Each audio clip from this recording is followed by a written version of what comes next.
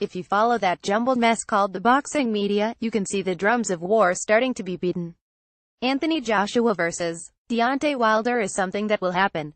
In recent weeks, we've seen plenty of buzz about this eventual meeting of giants with lots of back and forth of the "I'm gonna mess you up" variety.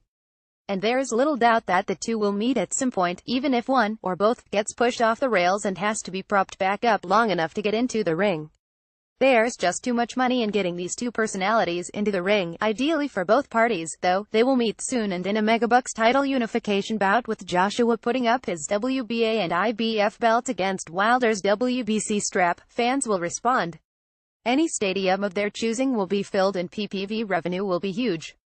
It will likely be the most lucrative heavyweight title fight since Lennox Lewis-Mike Tyson.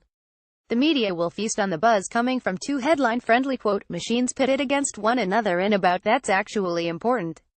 But the super fight won't be all that super once the opening bell rings.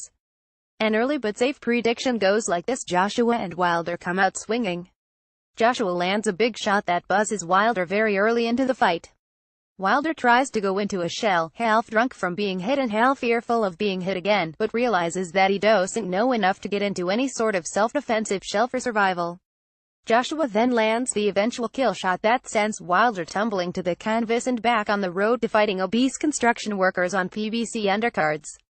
And then, almost immediately, all of the splendor surrounding this heavyweight battle of towering, undefeated champions will disappear.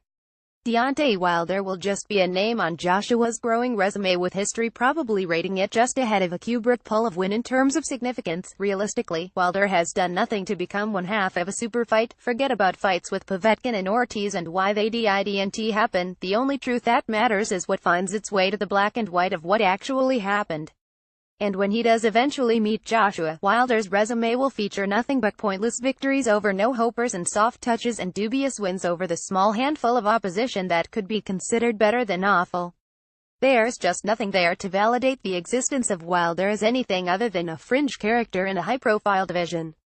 To be fair, the exact same thing could have been said about Anthony Joshua up until his TKO of Vladimir Klitschko this past April. Joshua also hadn't distinguished himself as anything other than a killer who could kill those already preparing for death. However, unlike Wilder, Joshua has improved and has shown a willingness to step into deeper waters. While Wilder has remained the same basic boxer since he was devouring club fighters, and has actually regressed in some areas, Joshua has made huge leaps forward in both style and temperament. And as time passes, the gap between the two big men will become more and more evident. By the time this fight happens in 2019, Joshua will be even more seasoned, better grounded as an athlete, and even more sure of himself as a special, elite-level fighter. Wilder, on the other hand, will likely have regressed even further, buried in his own publicity, and unaware of just how much more he needs to improve before truly being considered world-class. Looking on the heavyweight landscape, it appears that maybe Joshua won't have that legacy-defining challenger in his career, at least not in the foreseeable future.